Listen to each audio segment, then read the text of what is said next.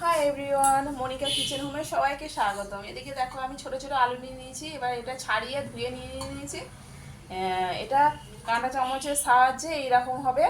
আমার হচ্ছে কি গিরে গিরে ফুটো করে নেব, কেন মশলাগুলো ঢোকার জন্যে। আর কিছু আলু আমার দেখো ফুটো করা হয়ে গেছে। এইভাবে সব আলুগুলো আমি ফুটো করে নেব। আর এদিকে আমি কাশ্মীরি আলুর দম করার জন্যে কাশ্মীরি আলুর দম করবো। তা কাশ্মীরি আলুর দম করার জন্য এখানে ওই যে কাজু কাজু বাটা নিয়ে নিয়েছি। আর এখানে হচ্ছে গিয়ে থাকছে টক দই। আর এখানে হচ্ছে গিয়ে মৌরি আর ধনে একসাথে আমি গুঁড়ো করে নিয়েছি। আর এদিকে আদা আর জিরে একসাথে পেস্ট করে নিয়েছি। সব উপকরণগুলো আমি একসাথে করে নিয়েছি। এদিকে আলুগুলো আমি ফুটো ফুটো করে নেব। এইভাবে আমার চতুর্দিকে আলুগুলো আমার এই কাঁটা চামচ দিয়ে গিরে দিয়েছি। গেদা হয়ে গেছে, সব হয়ে গেছে উপকরণ। চলো এবার আমি কড়াই বসিয়ে দিয়েছি, কড়াইটা গরম হয়ে গেছে। এবার প্রথমে সাদা সর্ষের তেল দিয়ে দেবো।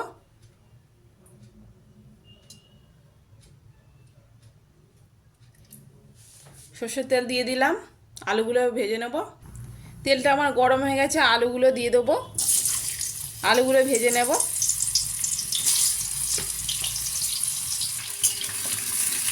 এইভাবে হালকা আঁচ দিয়ে ভাজতে হবে, কেন আলুটা একটু 80% মতন একটু বয়েল যেন হয়ে যায়। হালকা একটু নুন দিয়ে দেবো, নুন দিয়ে ভাজবো। এটা আমি ঢাকা দিয়ে দেবো। এটা আমার 1 কিলো আলু আছে, ঢাকা দিয়ে দিলাম। দেখুন বন্ধুরা, আমি ঢাকনাটা খুলে হালকা হালকা দেখুন ব্রাউন কালার এসে গেছে পুরো। এইটা পুরো এই কাশ্মীরি আলুর দমটা পুরো নিরামিষ কাশ্মীরি আলুর দম বানাচ্ছি, একদম নিরামিষ। ওই জন্যে পেঁয়াজ রসুন পড়ছে না। এটা পুরো সম্পূর্ণ নিরামিষ পদ্ধতিতে কাশ্মীরি আলুর দম। ঠিক আছে, দেখুন একদম পুরো ব্রাউন কালার এসে গেছে। এবার আমি আলুগুলো তুলে নেব। এখানে নিয়ে নিয়েছি টক দইয়ের সাথে একটু লঙ্কার গুঁড়ো, কাশ্মীরি লঙ্কার গুঁড়ো। এটা আমি ফেটিয়ে নেব, দইটা ভালো করে ফেটিয়ে নেব লঙ্কার গুঁড়োর সাথে। তেলে ফোড়নে দিলাম লবঙ্গ, এলাচ আর দারচিনি। তেলের ফোড়নে দিয়ে দিলাম। তারপর দিয়ে দিলাম আদা জিরের পেস্ট। এবার দিয়ে দিলাম টক দই। টক দই আর লঙ্কার গুঁড়ো যেটা রেখে দিয়েছিলাম সেটা দিয়ে দিলাম। ভালো করে মশলাটা কষিয়ে নিতে হবে। এখানে দিতে হবে নুন স্বাদ মতো দিয়ে দিলাম। এবার দিয়ে দিলাম হলুদ গুঁড়ো। আর আপনারা যদি সাদা কাশ্মীরি আলুর দম নিরামিষ করতে চান তাহলে হলুদ দেবেন না, আমি এখানে হলুদ দিয়ে দিলাম। এবার দিয়ে দিলাম ধনে আর মৌরি যেটা গুঁড়োটা করে রেখে দিয়েছিলাম সেইটা দিয়ে দিলাম। আলুর পরিমাণ মতো সেরকমভাবে দেবেন। এটা ফ্লেভারটা খুব সুন্দর সেন্ট হয়, তার জন্য দেওয়া। ভালো করে মশলাটা এইরকম হালকা আছে এরকমভাবে নাড়তে হবে, কষিয়ে নিতে হবে।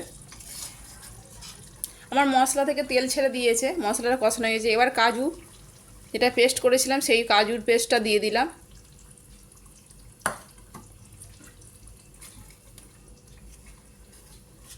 ভালো করে এরকমভাবে নাড়তে হবে। আমার মশলাটা কষানো হয়ে গেছে। এবার আলুগুলো দিয়ে দিলাম, ভেজে রাখা যে আলুগুলো সেগুলো দিয়ে দেবো, দিয়ে দিলাম।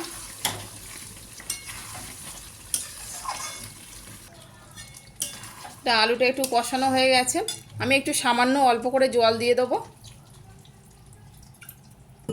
জল দিয়ে আর ঢাকা দিয়ে দেবো। আলুটা একটু সিদ্ধ হোক, ঢাকা দিয়ে দিলাম। আমি ঢাকনাটা খুলে দেখি আলুগুলো সিদ্ধ হয়ে গেছে। এবার আমি একটু মিষ্টি দিয়ে দেবো। নিরামিষ তো একটু মিষ্টি মিষ্টি না হলে ভালো লাগে না। কাশ্মীরি আলুর দমটা মিষ্টি মিষ্টি, একটু ঝাল ঝাল, এইগুলোই খেতে ভালো লাগে। এই কাশ্মীরি আলুর দমটা রুটি, পরোটা, নান সবার সাথেই ভালো লাগে। ফ্রায়েড রাইস, এমনকি ফ্রায়েড রাইস, পোলাও সবার সাথেই খেতে সুন্দর লাগে। নিরামিষ দিনে এইরকমভাবে আপনারাও ট্রাই করবেন নিরামিষ কাশ্মীরি আলুর দম। আমার আর একটু হবে, তেল ছেড়ে দেবে। দেখুন আমার আলুর দমটা হয়ে গেছে, কাশ্মীরি আলুর দম, তেল ছেড়ে দিয়েছে। এবার আমি একটু গরম মশলা দিয়ে দিলাম,